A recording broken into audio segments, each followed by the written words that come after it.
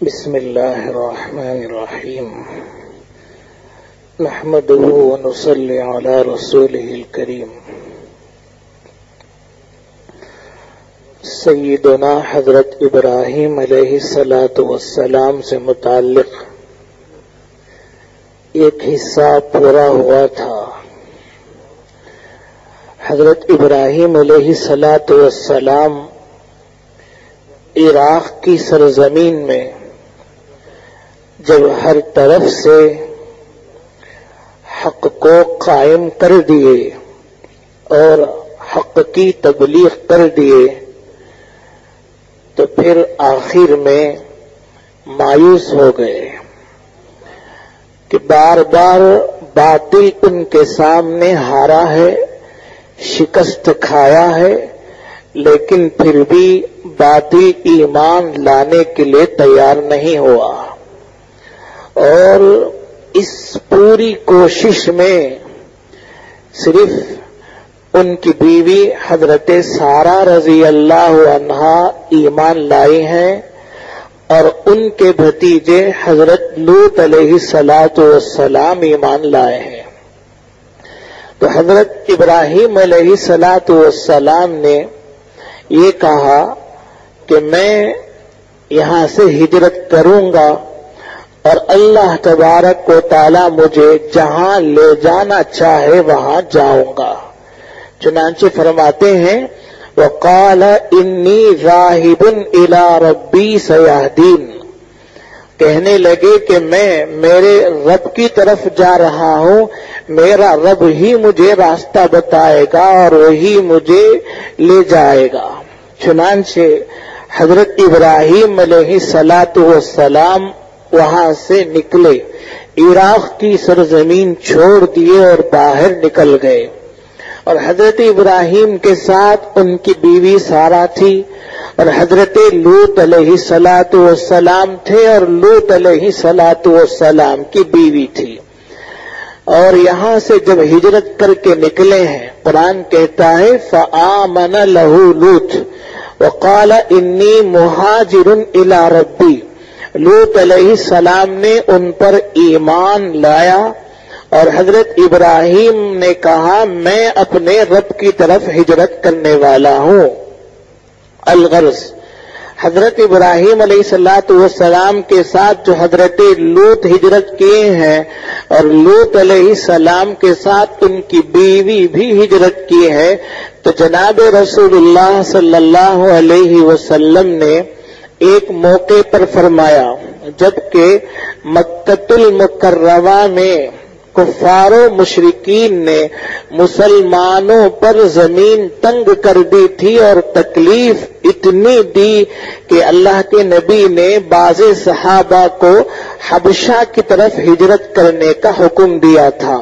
اس وقت چند صحابہ اکرام حبشہ کی طرف ہجرت کر کے چلے گئے، جن میں حضرت عثمان رضی اللہ عنہ بھی تھے، اور حضرت عثمان کے ساتھ ان کی بیوی حضرت رقیہ رضی اللہ عنہا بھی ساتھ تھی۔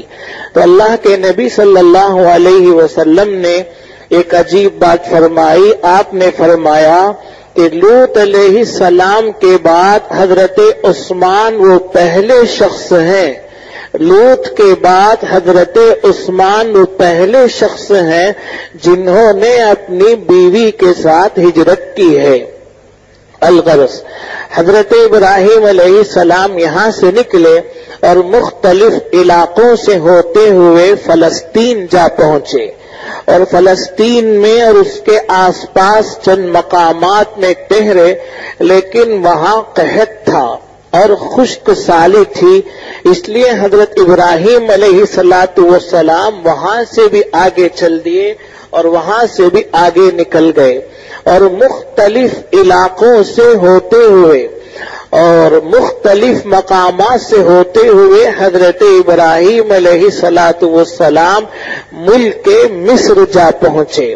اور حضرت ابراہیم نے جو یہ ہجرت کی ہے، یہ جو سفر شروع کیا ہے، اس پورے سفر میں اپنے والد کے لیے دعائے مغفرت کرتے رہے، استغفار کرتے رہے، اور والد بت پرست تھا اور کافر و مشرک تھا، لیکن حضرت ابراہیم نے چلتے ہوئے کہا تھا کہ میں تمہارے لیے دعائے مغفرت کروں گا، استغفار کروں گا، اس لیے برابر مغفرت مانگتے رہے۔ لیکن اللہ تبارک و تعالی کی طرف سے وحی نازل ہوئی اور حضرت ابراہیم علیہ السلام سے یہ کہہ دیا گیا کہ تمہارا جو باپ ہے وہ ایمان لانے والا نہیں ہے، اس لیے تمہاری دعا قبول نہیں ہو سکتی اور تمہارا استغفار قبول نہیں ہو سکتا۔ جب حضرت ابراہیم کو معلوم ہو گیا کہ میرا باپ ایمان لانے والا نہیں ہے تو اس وقت حضرت ابراہیم نے دوران سفر اپنے باپ کے لیے دعائے مغفرت کرنی چھوڑ دی اور یہ سمجھ لیے کہ وہ اللہ کا دشمن ہے اور اس سے براءت کا اعلان کر دیا کہ اس سے میرا کوئی ایمانی تعلق نہیں ہے اور میں اس کے لیے دعائے مغفرت نہیں کروں گا۔ حضرت ابراہیم علیہ السلام پہنچتے پہنچتے ملک مصر جا پہنچے اور جب ملک مصر پہنچے تو وہاں کا جو بادشاہ فرعون تھا ان کے زمانے کا، حضرت ابراہیم کے وقت کا، اس کا ایک دستور تھا اور اس کی بری عادت تھی کہ اگر کوئی مسافر آتا اور اس کے ساتھ کوئی عورت ہوتی اور حسین و جمیل ہوتی تو وہ اپنے لوگوں سے، سپاہیوں سے زبردستی اس عورت کو چھین لیتا تھا۔ چنانچہ کچھ لوگوں نے بادشاہ کو یہ خبر دی کہ ایک شخص آیا ہوا ہے اور اس کے ساتھ ایک عورت ہے جس کا حسن و جمال اتنا شاندار ہے کہ اس کی مثال اور نظیر نہیں ہے۔ اب بادشاہ نے حضرت ابراہیم علیہ السلام کو، اور ایک روایت میں آتا ہے کہ صرف حضرت سارہ رضی اللہ تعالی عنہا کو بلوا لیا، اور حضرت ابراہیم علیہ السلام نے حضرت سارہ سے پہلے ہی یہ فرما دیا تھا کہ بادشاہ جب پوچھے کہ تم سے میرا کیا رشتہ ہے تو تم کہہ دینا کہ مجھ سے ان کا بہن کا رشتہ ہے، وہ میرے بھائی ہیں۔ چنانچہ حضرت سارہ رضی اللہ عنہا کو جب بادشاہ نے بلوایا، بھرے دربار میں دیکھا کہ واقعتاً جس طرح سے خبر دی گئی وہ عورت اسی طرح حسین و جمیل ہے، خوبصورت ہے، تو اس نے تنہائی میں حضرت سارہ رضی اللہ عنہا پر ہاتھ ڈالا اور ان کو اپنی طرف کھینچنا چاہا تو اللہ تبارک و تعالی کی طرف سے اس کا ہاتھ شل ہو گیا، فالج ہو گیا اور بیکار ہو کر نیچے پڑ گیا۔ اب اس نے یہ دیکھا کہ یہ کوئی اللہ تعالی کی ولی یا نیک خاتون معلوم ہوتی ہے، اس لیے اس نے بہت ہی گڑ گڑا کر اور بہت ہی عاجزانہ انداز میں اس نے درخواست کی کہ تم میرے لیے اپنے اللہ سے دعا کرو، میں آئندہ تمہیں نہیں چھیڑوں گا۔ حضرت سارہ نے دعا فرمائی تو اللہ تبارک و تعالیٰ نے اس کے ہاتھ کو اچھا کر دیا۔ جب اس کا ہاتھ اچھا ہو گیا تو پھر اس نے دوسری مرتبہ ہاتھ ڈالا۔ جب دوسری مرتبہ ہاتھ ڈالا تو اللہ تبارک و تعالیٰ نے اس مرتبہ بڑی سخت پکڑ فرمائی اور وہ زمین پر مارنے لگا اور اس کا ہاتھ بالکل بیکار ہو گیا۔ اب کی بار اس نے یہ بات بہت ہی تاکید کے ساتھ کہی کہ ہرگز میں ایسا کام نہیں کروں گا، اس لیے اس بار بھی مجھے معاف کر دو اور مجھے چھوڑ دو۔ تو حضرت سارہ رضی اللہ عنہا نے اللہ سے دعا کی اور اللہ تبارک و تعالیٰ نے اس کو صحت دے دی اور اچھا ہو گیا۔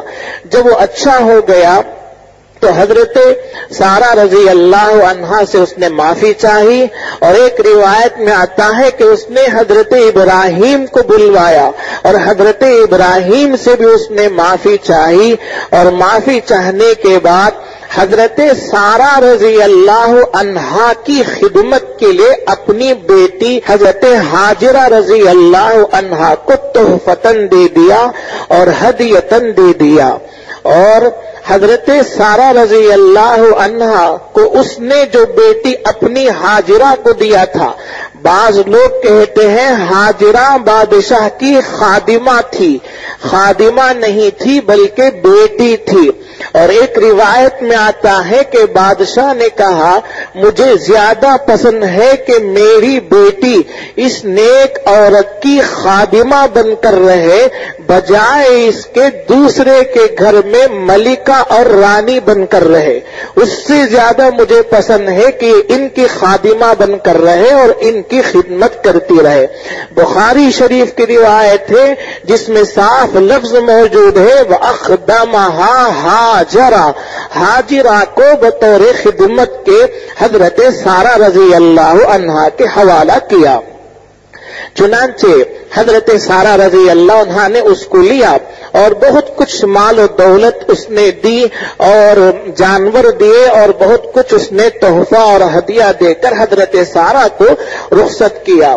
حضرت سارہ رضی اللہ عنہا جب حضرت ابراہیم کے پاس پہنچتی ہیں تو حضرت ابراہیم نے اشارے سے پوچھا کیا ہوا؟ تو سارہ نے فرمایا کہ اللہ نے اس ظالم کے مکر کو اسی پر لوٹا دیا اور اس کا مکر مجھ پر نہیں چلا. تو حضرت ابراہیم نے اللہ تعالیٰ کا شکر ادا فرمایا.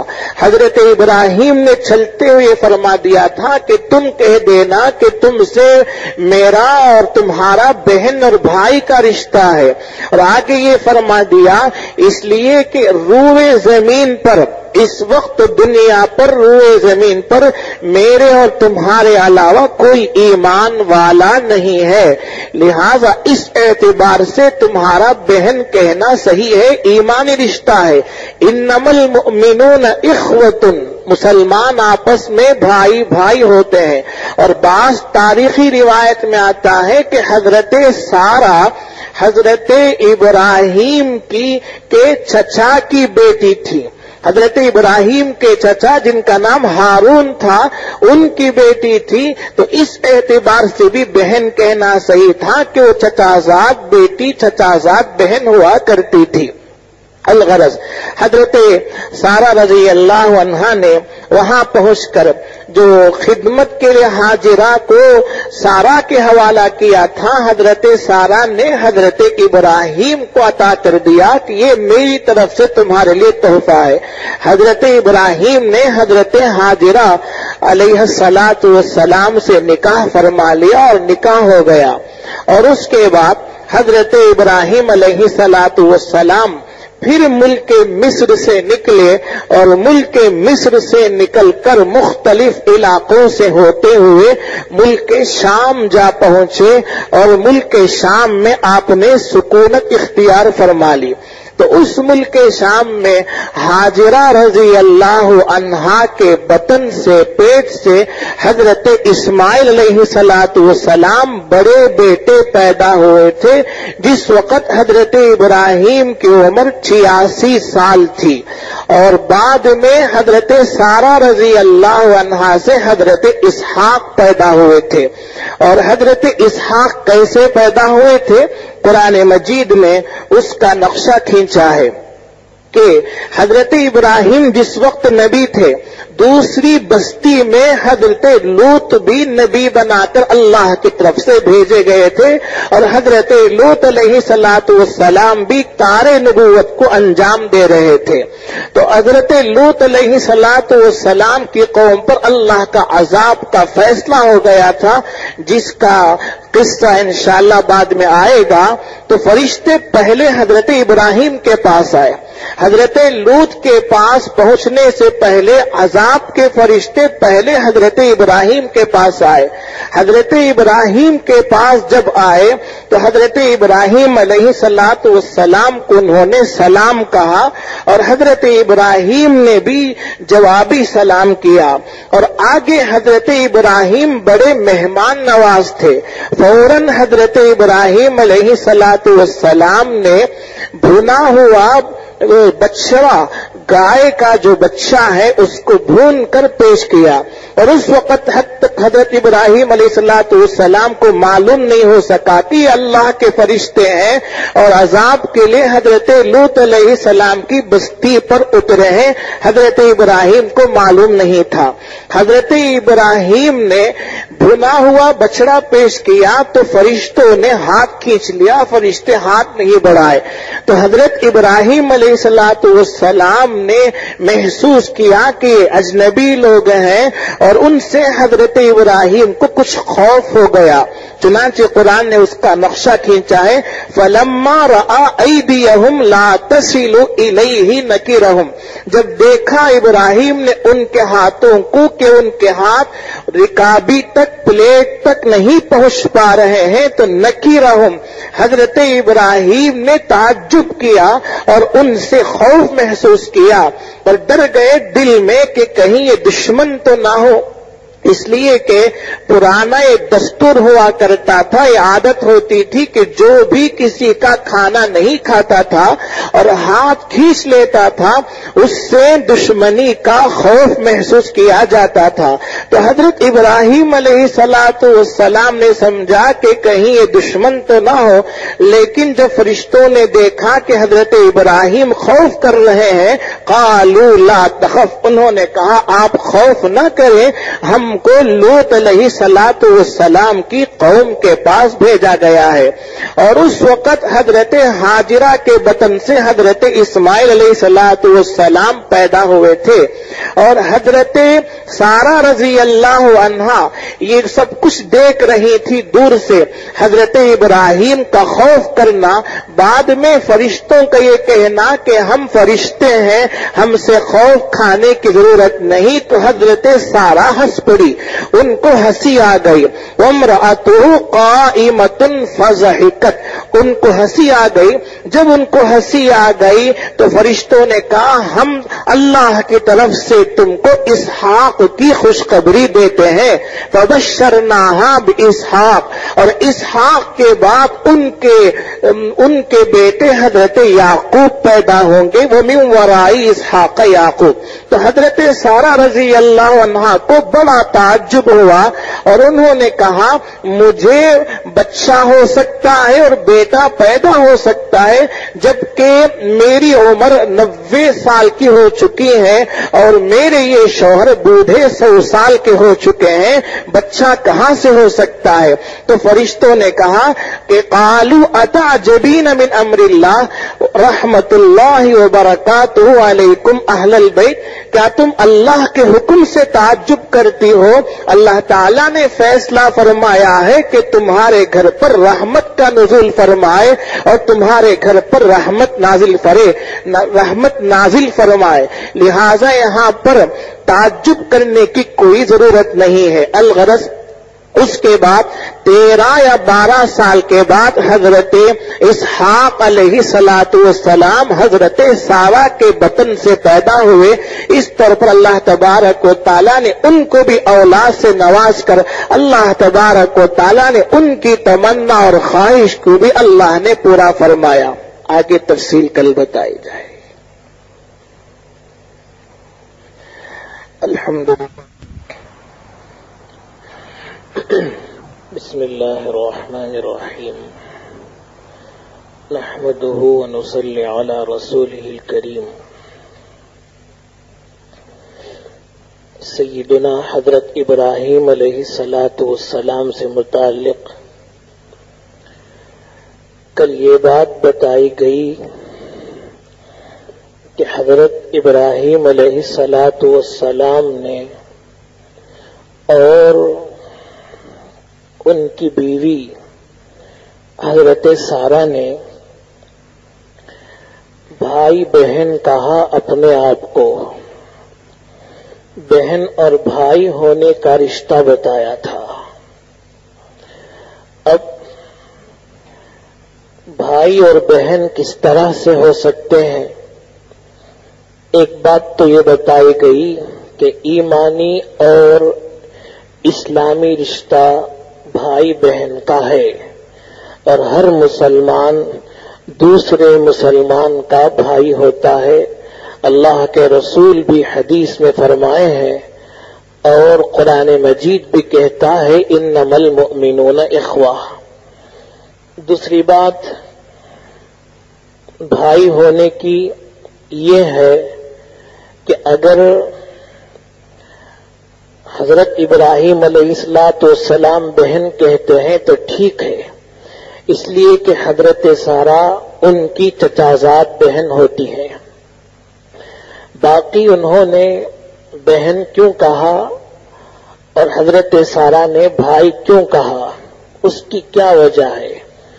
اس کی وجہ حافظ ابن حجر عسقلانی رحمت اللہ علیہ نے یہ لکھی ہے کہ بادشاہ اگر اس کے سامنے یہ کہا جاتا کہ یہ عورت میری بہن ہے تو وہ اس عورت کو نہیں چھیڑتا، اگر اس کے سامنے یہ کہہ دیا جاتا کہ یہ عورت میری بیوی ہے تو وہ شوہر کو جبر کرتا، مجبور کرتا کہ وہ اس کی بیوی کو طلاق دے دے، اور جب شوہر بادشاہ کے جبر میں زبردستی میں طلاق دے دیتا تو وہ اس سے نکاح کر لیتا۔ اب حضرت ابراہیم علیہ السلام پر وہ جبر کر کے زبردستی کر کے طلاق دلواتا اور پھر حضرت سارہ سے نکاح کر لیتا، اور حضرت ابراہیم علیہ السلام کو چھٹکارے کی کوئی دوسری صورت نہ ہوتی۔ اس لیے وہاں شرعی مجبوری کے خاطر حضرت ابراہیم علیہ السلام نے حضرت سارہ کو اور حضرت سارہ نے حضرت ابراہیم کو بھائی بہن کہا ہے۔ باقی یہ جو مسئلہ ہے، حضرت ابراہیم علیہ السلام نے معاذ اللہ کوئی جھوٹ نہیں بولا، بلکہ آپ نے جو بات کہی ہے وہ پوری طرح سے 100% صحیح ہے۔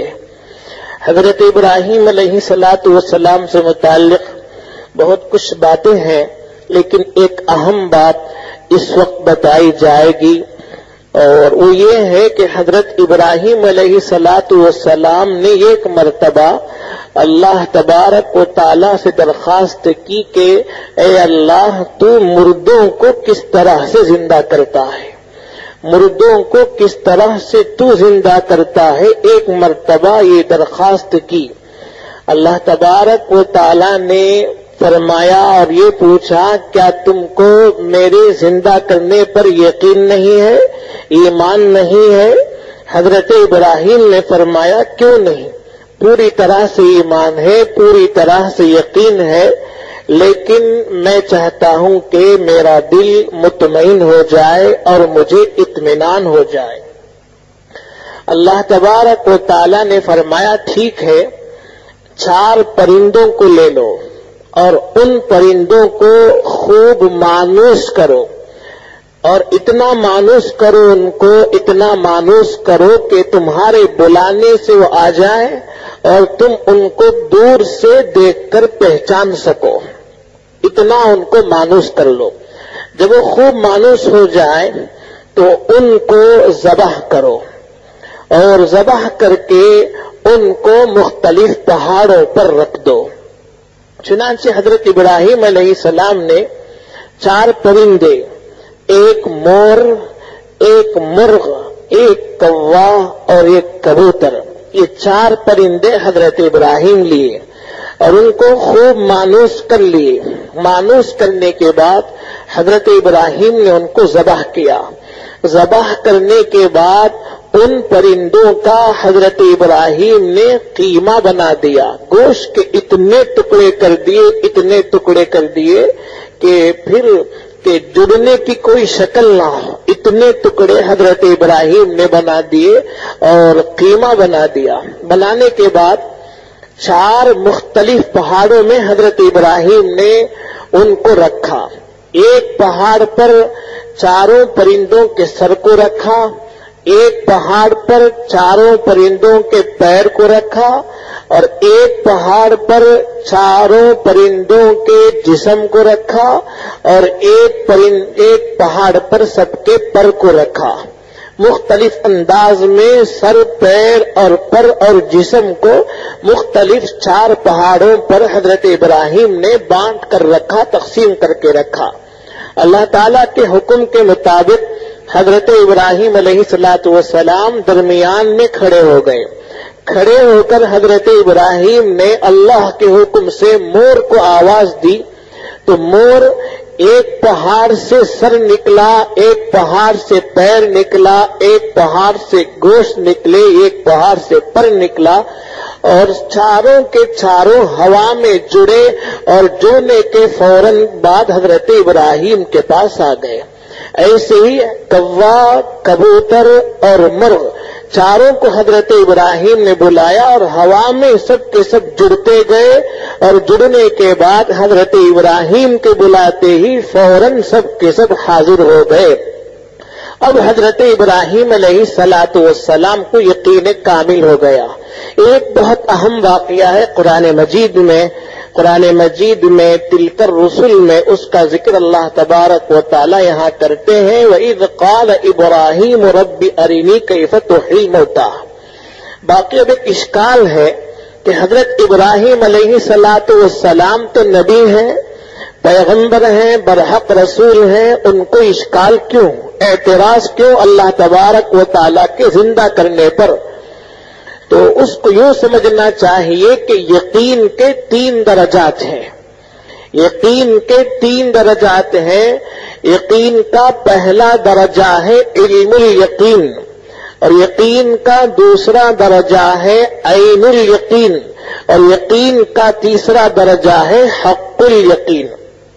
تمام مسلمانوں کو اللہ کا فضل ہے، یہ یقین کامل ہے کہ ہم سب کے سب اللہ کے یہاں حاضر ہوں گے اور انشاءاللہ جنت میں جائیں گے۔ تو یہ یقین کامل ہے اور مسلمانوں کو یہ یقین رکھنا چاہیے کہ یہ آخرت ہمارے سامنے آنے والی ہے۔ دنیا پر اتنا یقین نہیں جتنا کہ آخرت پر ہے، یہ تو ہمارا علم الیقین ہوا۔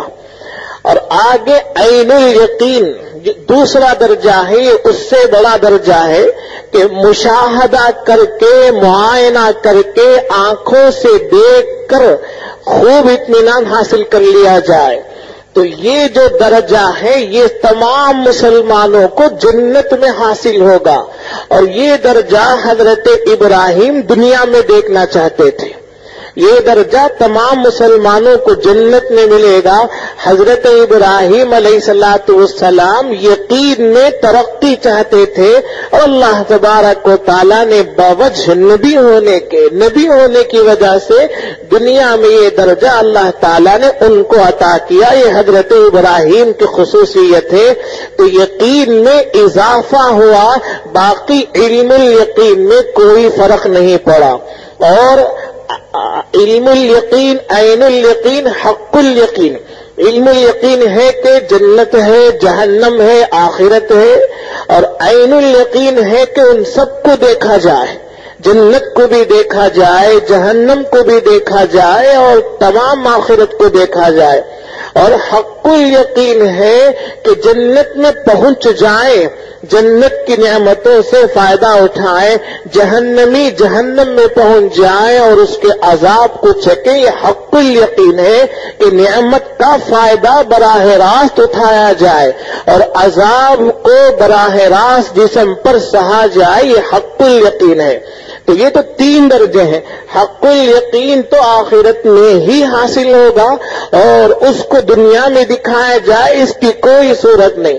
عین الیقین جو دوسرا درجہ ہے یہ بھی جنت کے ساتھ خاص ہے، لیکن اللہ تبارک و تعالیٰ نے ایک نبی برحق اور ایسے نبی جنہوں نے اللہ تعالیٰ کے ہر امتحان میں کامیابی حاصل کی ہے اور اللہ تبارک و تعالیٰ کی ہر آزمائش میں وہ پورے اترے ہیں، اللہ نے ان کی دعا کو رد نہ کرتے ہوئے جو چیز جنت میں تمام مسلمانوں کو ملنے والی ہے وہ چیز اللہ نے ان کو دنیا ہی میں دے دی۔ یہ حضرت ابراہیم علیہ الصلوۃ والسلام کی خصوصیت ہے۔ بسم اللہ الرحمن الرحیم، نحمده ونصلي على رسوله الكريم۔ سیدنا حضرت ابراہیم علیہ الصلوۃ والسلام کا واقعہ اور تذکرہ بہت کچھ آپ کے سامنے آ چکا ہے۔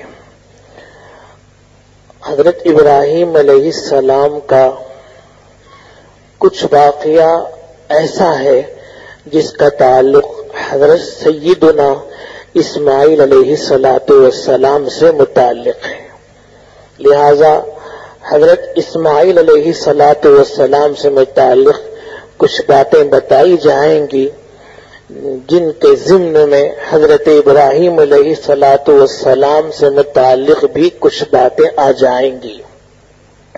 یہ بات پہلے بتا دی گئی ہے کہ حضرت اسماعیل علیہ السلام اس وقت پیدا ہوئے جبکہ حضرت ابراہیم کی عمر 86 یا 87 سال، 80 پر 6 یا 80 پر 7 سال کی تھی۔ اس وقت حضرت اسماعیل پیدا ہوئے تھے حضرت ہاجرہ کے بطن سے۔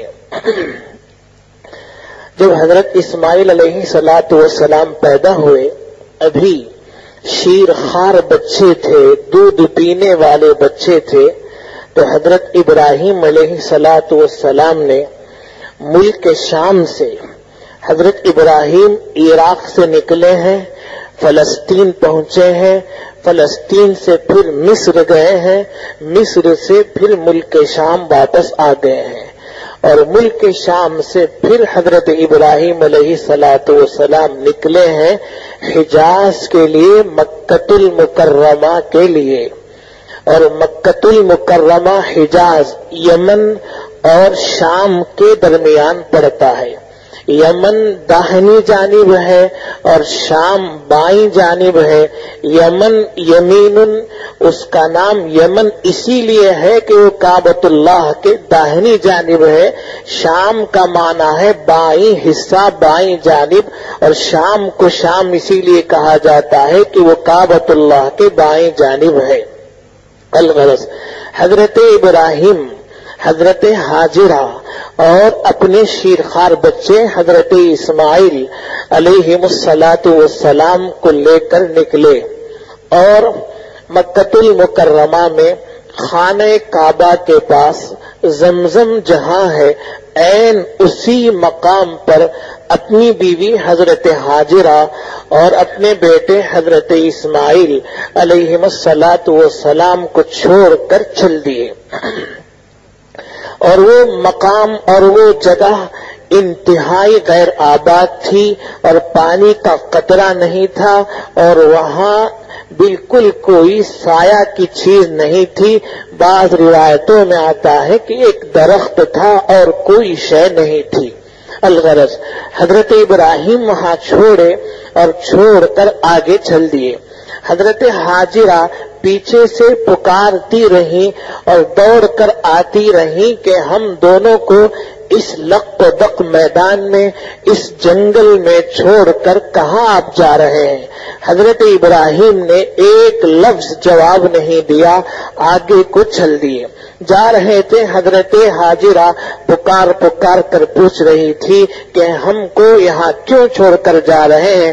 آخر میں اللہ تعالیٰ نے حضرت ہاجرہ کے ذہن میں بات ڈالی۔ حضرت ہاجرہ نے پوچھا کیا یہ تمہارے رب کا حکم ہے؟ حضرت ابراہیم نے فرمایا ہاں۔ تو حضرت ہاجرہ نے فرمایا اگر تمہارے رب کا حکم ہے تو اللہ مجھے بھی اور اس بچے کو بھی ضائع نہیں کرے گا، تم جا سکتے ہو۔ چنانچہ حضرت ہاجرہ وہاں پر رہی۔ حضرت ابراہیم جاتے ہوئے کھجور کی ایک تھیلی، پانی کا ایک مشکیزہ وہاں چھوڑ کر چل دیے۔ بس اتنا ہی توشہ تھا، کھجور کی ایک تھیلی تھی اور پانی کا ایک چھوٹا سا مشکیزہ تھا۔ حضرت ابراہیم چل دیے۔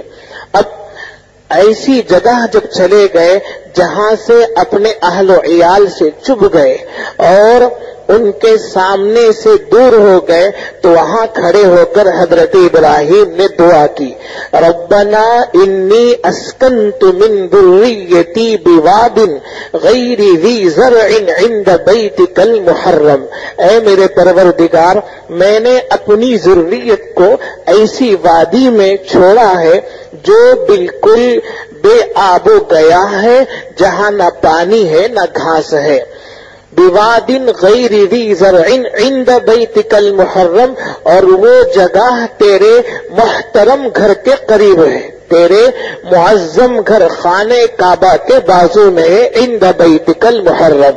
اور میں نے چھوڑا کیوں ہے؟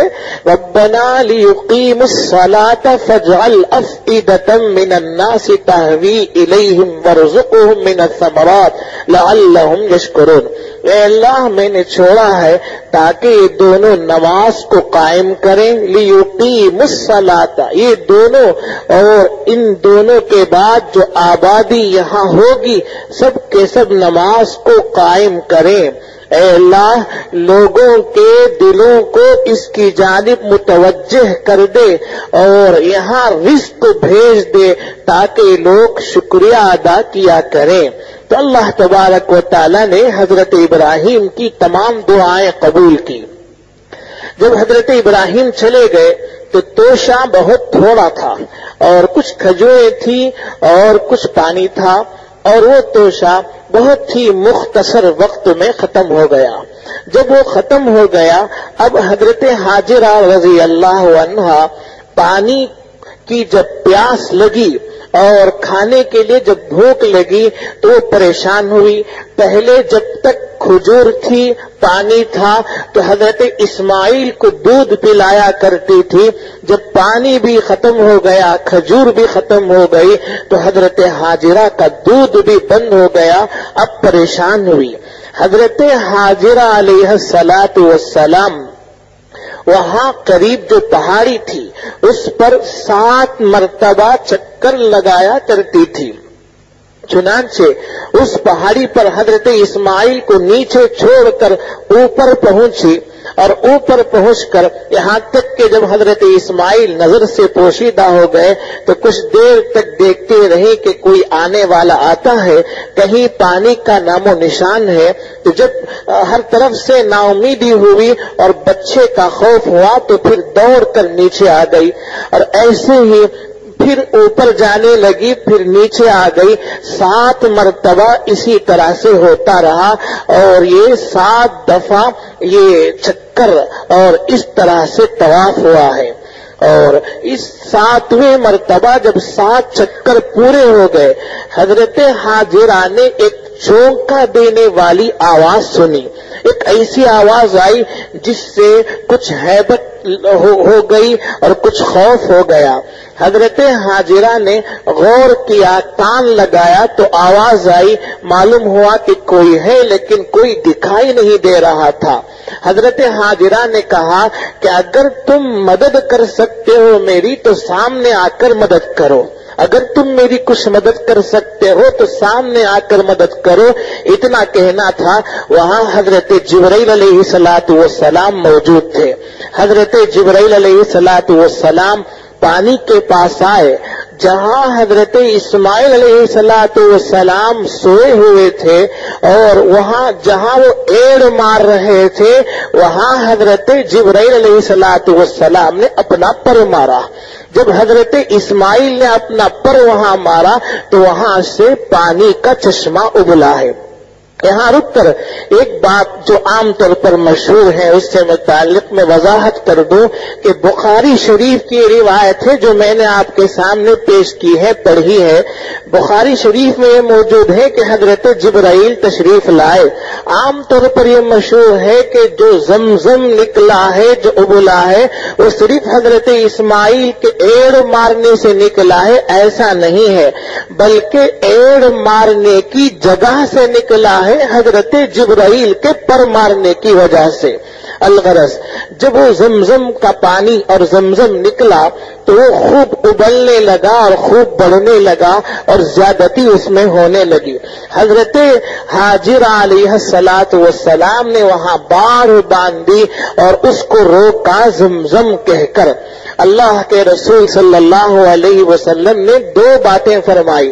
ایک بات تو یہ فرمائی کہ یہ جو صفا اور مروہ کی سعی ہے یہ حضرت حاجرہ علیہ السلام کی یادگار ہے جس کو اللہ تعالیٰ نے تم میں باقی رکھا ہے. انشاءاللہ قیامت تک یہ سعی باقی رہے گی. اور اللہ نے بھی کہا ان الصفا والمروہ من شعائر اللہ، اللہ کی علامتوں میں سے ہیں. اور دوسری بات اللہ کے رسول نے فرمایا کہ اگر حاجرہ رضی اللہ عنہا اس کو نہ روکتی اور باڑ نہ لگاتی تو زمزم ایک بہت بڑا چشمہ ہو کر بہتا اور وہ ایک زبردست چشمہ ہو جاتا تھا۔ الغرض حضرت حاجرہ علیہ الصلوۃ والسلام نے اس زمزم سے، اس پانی سے اپنے بیٹے حضرت اسماعیل علیہ الصلوۃ والسلام کو پلانا شروع کیا۔ حضرت جبرائیل نے وہاں رک کر یہ کہا اللہ تعالیٰ تم کو اور اس بچے کو ضائع نہیں کرے گا۔ اللہ تعالیٰ ان دونوں سے یعنی حضرت اسماعیل سے اور ان کے باپ حضرت ابراہیم سے اللہ نے فیصلہ کیا ہے کہ اپنے گھر کی تعمیر کرے، اس لیے اللہ تبارک و تعالیٰ نے یہاں رکوانے کا فیصلہ کیا ہے۔ یہ کہہ کر حضرت جبرائیل علیہ الصلوۃ والسلام غائب ہو گئے۔ اب حضرت حاجر علیہ الصلوۃ والسلام اسی پانی سے، زمزم سے خود بھی پانی پیتی تھی اور اپنے بیٹے حضرت اسماعیل علیہ الصلوۃ والسلام کو بھی پانی پلایا کرتی تھی۔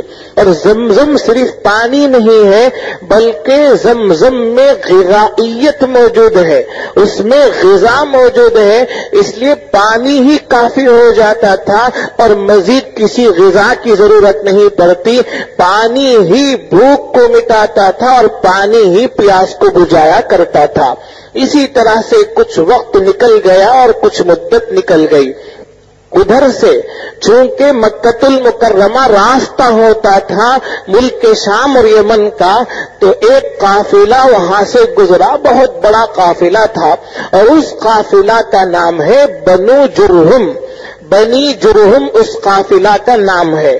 اس قافلہ والوں نے خانہ کعبہ کے قریب میں دیکھا کہ پرندے اڑ رہے ہیں۔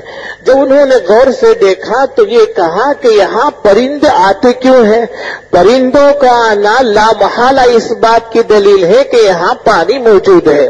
الغرض ان لوگوں نے قافلہ میں سے 2-4 افراد کو بھیجا کہ تحقیق کر کے آؤ کیا صورتحال ہے۔ چنانچہ 2-4 افراد آئے تو دیکھا واقعتاً پانی موجود ہے، حضرت حاجرہ موجود ہے اور ان کے بیٹے حضرت اسماعیل ہیں اور پرندے آ کر پانی پی رہے ہیں۔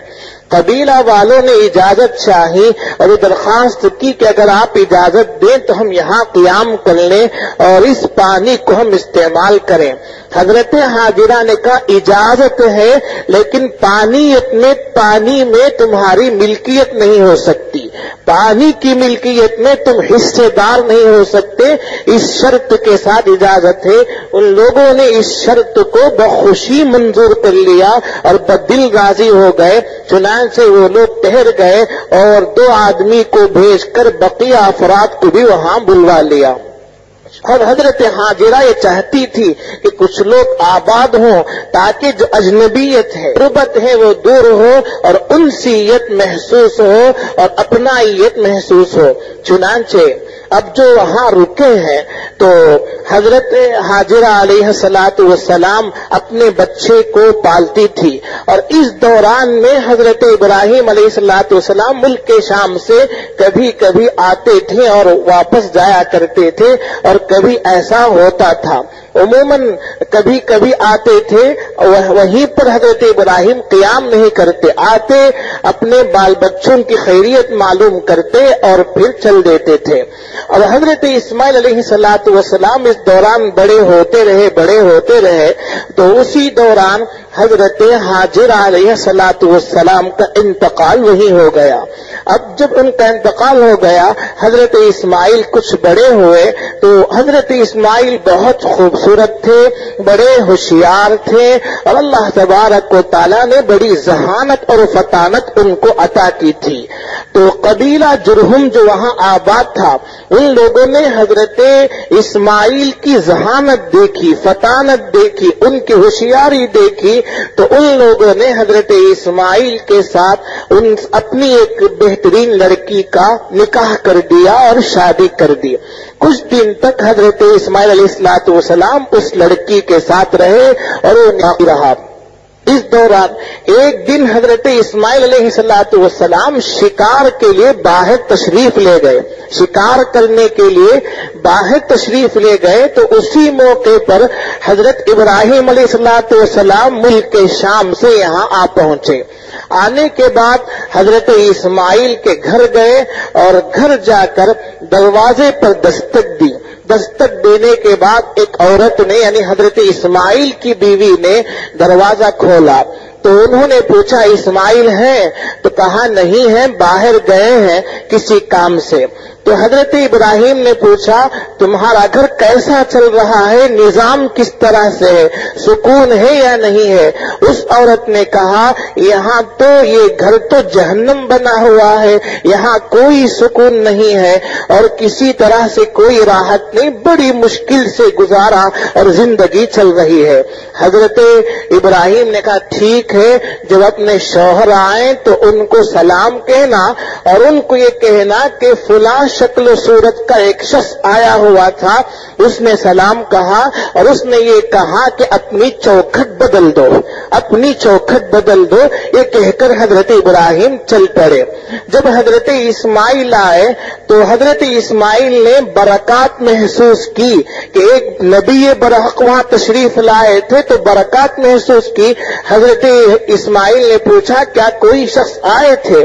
تو ان کی بیوی نے کہا ہاں فلاں شکل و صورت کے ایک شخص آئے تھے اور انہوں نے تم کو سلام کہا اور انہوں نے کہا کہ اپنی چوکھٹ بدل دو، چنانچہ وہ کہہ کر چلے گئے۔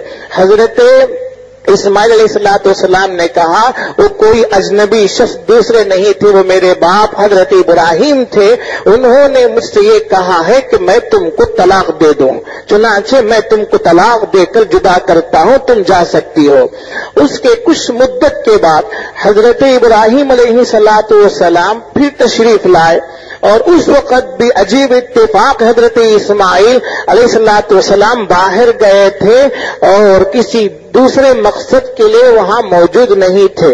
حضرت ابراہیم آئے، دروازے پر دستک دی، انہوں نے دروازہ کھولا اور پوچھا کہ اسماعیل ہیں؟ اندر سے ان کی بیوی نے کہا کہ یہاں حضرت اسماعیل نہیں۔ تو یہاں یہ رک کر یہ بات سمجھ لیں کہ اس